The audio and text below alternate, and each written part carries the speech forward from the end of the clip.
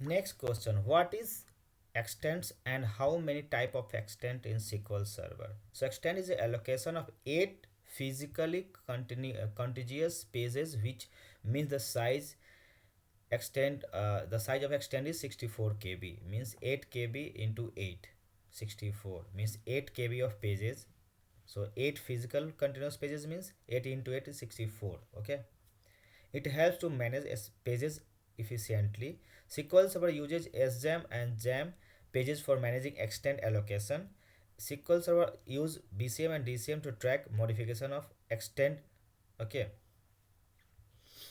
type of extent is uniform extent and mixed extent. So uniform extent, these are owned by the single object, means same object using 8 pages of the extent is table or indexes whatever. And mixed extent, that is owned by different objects, multiple objects, or different objects using 8 page of extents, that is mixed extent, that is used by table or indexes whatever. So this is about the extent and type of extent in SQL Server.